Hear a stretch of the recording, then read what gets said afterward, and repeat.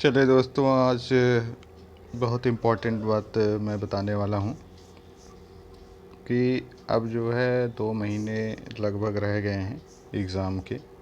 ये अभी तो जो डेट आई है 29 अगस्त जो है, हालांकि उन्होंने मेन साइट पे इसे नहीं डाला है, FAQ में डाला है, फ्रीक्वेंट आस्क्ड क्वेश्चन। तो उसमें डाला है कि 29 अगस्त जो को आपका एग्ज़ाम की डेट जो है AIAPGET 2020 के लिए उन्होंने एक क्वेश्चन के आंसर में दिया है।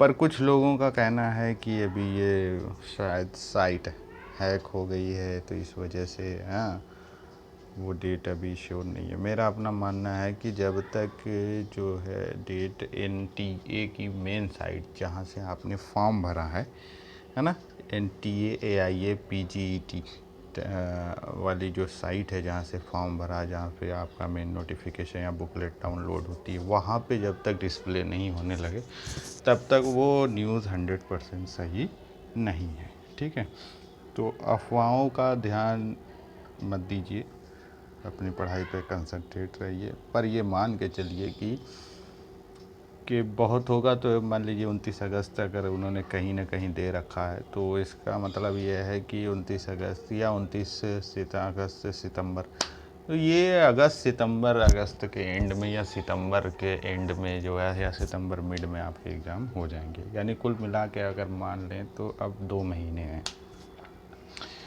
अगर इस डेट को ना माने तो भी मैक्सिमम मुझे लगता है कि 2 महीने मिल जाएंगे। तो इन 2 महीनों में है ना, कैसे स्टडी करनी है, क्या प्लान आपका होना चाहिए, वो बहुत ज़रूरी है। ठीक है, तो आज इस पे थोड़ा सा हम चर्चा करेंगे। ठीक है, तो आज का टॉपिक यही है कि how to study in last 2 month before the exam, है ना। एग्ज़ाम के 2 महीने पहले आपकी स्टडी का क्या शेड्यूल होना चाहिए।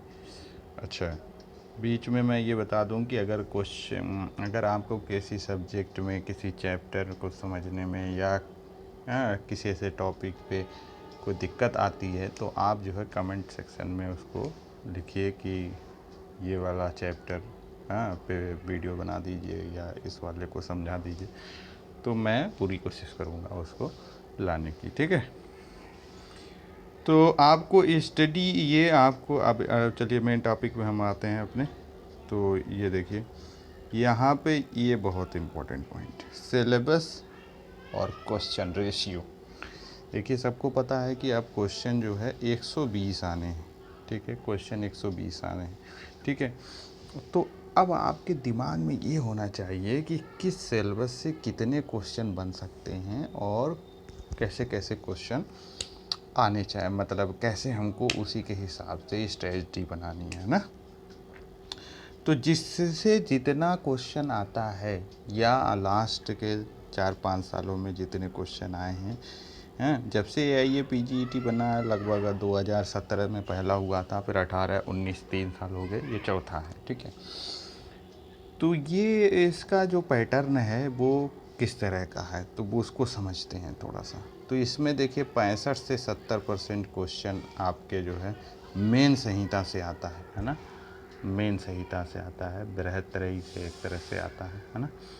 इस पे को आपको ध्यान देना है ना। 65 से 70% क्वेश्चन लगभग इससे आते हैं। यानी कि अगर आपको मान लीजिए कुछ भी नहीं आता है ना, कुछ भी और भी चीज़ नहीं आती, पर आपने चरक, सुश्रुत, भागवत एकदम बढ़िया से पढ़ा है, और इसकी एक भी क्वेश्चन आपके गलत नहीं हुए, तो भी आपका सिलेक्शन हो जाएगा। 70% तक मेरी आती ही आती, 65-70 तक ही कट ऑफ जाती है अक्सर करके। हाँ, तो 65-70% क्वेश्चन जो है आपका, ये आपका बृहत्त्रयी से आता है, चरक से आता है। ठीक है, अब चरक ये फर्स्ट सेकंड। अब इसमें अगर चरक, सुश्रुत, बागभट्ट की बात करें तो चरक से करीब 30 क्वेश्चन के करीब, 25 से 30 क्वेश्चन है ना, 25 से 30 क्वेश्चन चरक के बनते हैं। इतने ही लगभग सुश्रुत के भी बनते हैं ना, और थोड़े 10-5 क्वेश्चन बागभट्ट के बनते हैं। तो कुल मिला जुला के आपको इन पे ध्यान देना है। यानी आप जब भी पढ़ें, जैसे आप चरक पढ़ रहे हैं, ठीक है, तो चरक पढ़ रहे हैं तो आप ये सोचिए कि सुश्रुत ने इससे रिलेटेड या इससे डिफरेंस कुछ कहा है कि नहीं इस टॉपिक से रिलेटेड। सपोज दैट अर्श, मान लीजिए अर्श के बारे में अगर देखिए तो चरक का आपने अर्श पढ़ा, ठीक है, पर अर्श एक शल्य चिकित्सक के लिए मतलब मेन है डिजीज़ है जिसमें सर्जरी होती है।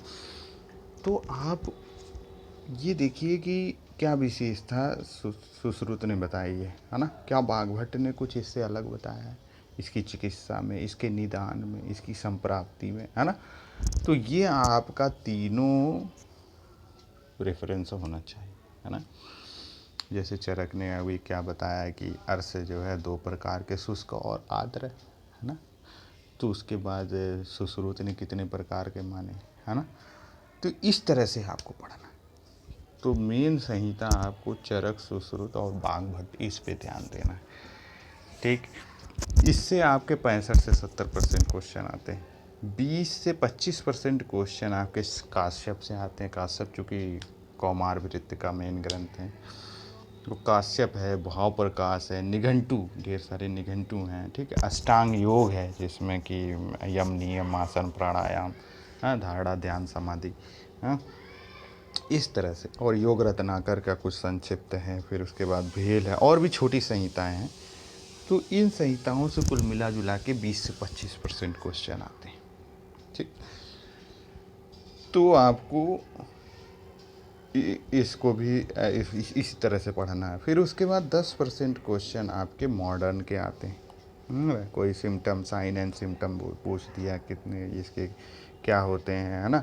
जैसे रोज़ स्पॉट किस में आता है ना, इस तरह से। उसके बाद संस्कृत पूछा जाता है। संस्कृत में जैसे कि बहुत आसान क्वेश्चन होते हैं ये सब, है ना। एकदम आपने ज़रा सी मेहनत किया और ये क्वेश्चन सही हुए, और ये क्वेश्चन ऐसा आपको बूस्टअप करते हैं मेरिट लिस्ट में कि पूछिए मत। यानी अगर आपने साल भर नहीं पढ़ा है ये मॉडर्न, संस्कृत और रिसर्च, तो भी आप संक्षिप्त में कुछ कुछ टॉपिक पढ़ लीजिए, वो आपको बेनिफिट हो जाएगा उसका, है ना। और बहुत अच्छी रैंकिंग आ जाएगी, है ना। तो उसमें फिर रिसर्च है, रिसर्च में आपका स्टडी है, मीन है, मीडियन है, मोड है, हाँ। और उसके बाद क्लिनिकल ट्रायल्स हैं, रिसर्च किसे कहते हैं। उसके बाद ग्राफ हैं जो सारे आते हैं, जैसे कि आपके पाई चार्ट आया है ना, पाई चार्ट है, हिस्टोग्राम है ना। तो इस तरह की ये सब चीज़ें बहुत इजी होती हैं, एक सिंपल वे में पूछी जाती हैं। तो ये बड़ा अच्छा क्वेश्चन, अगर इसके चार 6 क्वेश्चन सही हो गए, 4 क्वेश्चन मान लीजिए आपने सही कर दिया, 4 चौको 16, है 16 नंबर का अरक फ़र्क हो जाएगा आपके दूसरे उसमें, है ना। तो आपको इसी तरह से आपको ध्यान देना है। अब क्या करना है, लास्ट के 2 मंथ में आपको कुछ इस तरह से, जैसे मान लीजिए कि ये आपका सिलेबस के अकॉर्डिंग हो गया। ये देखिए कहीं लिखा नहीं है ना, ये हमने जितने एग्ज़ाम देखे, हमने खुद एग्ज़ाम जब सेलेक्ट हुए उसके बाद ये फील किया कि इस तरह का जो है सारे क्वेश्चन आ रहे हैं, है ना। और भी जो लोग हैं बताते हैं, देखा जा रहा है। तो ये एक अप्रॉक्सीमेट डाटा है ना, कि इस तरह से क्वेश्चन पूछे जाते हैं लास्ट में कुछ प्रीवियस ईयर्स में, ठीक है। तो आपको अब जब है, अब जैसे ये तो क्वेश्चन का, अब देखिए टाइम का डिवीज़न भी करना है, इसी तरह से आपको टाइम का डिवीज़न करना है। तो आपके 24 घंटे में, यानी पर डे के आपके 60 से 70% जो टाइम है वो आपको इनको देना है, ठीक है। 20% आपको जो टाइम है ना, इनको देना है, ठीक है। 10% इनको टाइम देना है, ठीक है। ये इनको कितना 70, इनको 20, है ना। 20% इनको टाइम आप दीजिए, और उसके बाद ये 5% भी अगर इनको टाइम आप दे देते हैं, और फिर आपको 5 से 10% आपको टाइम देना है ना। या इसको थोड़ा सा और समराइज कर दें, है ना। तो 60% आप यहाँ टाइम दीजिए, 20% आप यहाँ टाइम दीजिए, 10% आप यहाँ टाइम दीजिए, और 10% आपको क्वेश्चन लगाना है डेली, ठीक है। तो आपको ये करना ही करना है। यानी आपके टाइम अगर 24 घंटे में आप डिवाइड करते हैं तो कुछ इस तरह से आप डिवाइड करेंगे कि ये 4 चीज़ें हैं, है ना। ये 4 चीज़ों में डिवाइड करेंगे समय के अनुसार। यानी सबसे ज़्यादा आपको पढ़ना जो है वो ये 3 चरक सुश्रुत वाग्भट के नोट्स बनाए हैं वो पढ़िए, किताब है किताब पढ़िए और इसके क्वेश्चन लगाइए। फिर उसके बाद 20% आपको टाइम डेली का देना है। काश्यप, भाव प्रकाश, निघंटू में से कुछ न कुछ थोड़ा थोड़ा पढ़िए, है ना, डेली। उसके बाद डेली मॉडर्न, संस्कृत या रिसर्च के अब से एकदम लग जाइए, है ना। डेली थोड़े से एक एक टॉपिक कवर कीजिए, बस वो ज़्यादा नहीं देना है, मतलब एक घंटा डेली देना है। 1 घंटा इसमें दे दीजिए, है ना। 2 घंटे 3 घंटे क्या नाम 2 घंटे काश्यप में दे दीजिए। बाकी जितने बचे उस टाइम में आपको 60% टाइम आप चरक सुश्रुत वाग्भट पर निकालिए, फिर 10% क्वेश्चन आप लगाइए। डेली आपको लगाना है। इस तरह से अगर आपने अपनी प्लान स्टडी बनाया तो आप डेफिनेट तौर पे आप सक्सेस होंगे, ठीक है। दूसरी बात, आप बहुत ज़्यादा नया पढ़ने की कोशिश मत कीजिए। नए में आप क्या पढ़ सकते हैं ये भी मैं बता दे रहा हूँ अब तक, है ना। अब तक इसमें रिलेटेड बहुत ज़्यादा नया ना पढ़िए, है ना। इसमें आप संक्षिप्त में पढ़ लीजिए और इसमें आप नया पढ़ सकते हैं। इसमें नया में क्या पढ़ सकते हैं, संस्कृत में पढ़ सकते हैं नया। जैसे आपने संधि नहीं पढ़ी, संधि, समास, लकार, ये आप पढ़ लीजिए। रिसर्च में आपने कुछ डिफिनीशन है, मीनिंग, मीडियन, मोड, अभी जो हमने पीछे बताया वो सब पढ़ लीजिए। वो अभी भी टाइम पर्याप्त आप पढ़ सकते हैं। मॉडर्न के कुछ साइन सिम्टम आप कलेक्ट कीजिए, वो पढ़ लीजिए, ठीक है। तो इस तरह से पढ़ना है ना। तो ये समराइज करना, और बिल्कुल कहीं भी आप क्वेश्चन लगा रहे हो, कोई मॉडल लगा रहे हो किसी, है ना, उसमें आपके नंबर कम आ रहे हो तो बिल्कुल परेशान होने की ज़रूरत नहीं है, क्योंकि आप अपनी तैयारी पे आप अपना भरोसा रखिए, क्योंकि वही क्वेश्चन नहीं आने हैं। बस आपको पता चल गया कि इस तरह से क्वेश्चन आने हैं तो उस तरह से आप तैयारी बूस्टअप करिए। बहुत से लड़कों को हमने देखा है जो कि एकदम फ्रस्ट्रेट रहते थे कि मॉडल में जो है मॉक टेस्ट में या मॉडल टेस्ट में हमारे नंबर बहुत कम आते हैं, 40% आते हैं, 50% आते हैं। तो वो लोग मेरे पास आए, कांटेक्ट किया मुझसे, तो मैंने यही कहा भाई कि देखिए ऐसा है, बिल्कुल आप घबराने की ज़रूरत नहीं है। आप जिस स्पीड से पढ़ाई कर रहे हैं आपको पता है, आप उसी स्पीड से पढ़ाई करते रहिए। मतलब आप अपनी तरफ से ईमानदारी अपनाइए, आपका सिलेक्शन होगा। और डेफिनेटली उनका सिलेक्शन हुआ और वो काफ़ी खुश हुए, है ना। तो इस तरह से आपको भी डिसअपॉइंट नहीं होना है, ठीक है। तो मेहनत से पढ़ना है और बिल्कुल सफलता मिल जाएगी। अभी बहुत टाइम है, घबराने की कोई बात नहीं है, ठीक है। तो वीडियो पसंद आई हो तो वीडियो को लाइक करें, शेयर करें, है ना। और जो भी आपकी क्वेरीज हो वो कमेंट सेक्शन में बता सकते हैं, ठीक है। Thank you.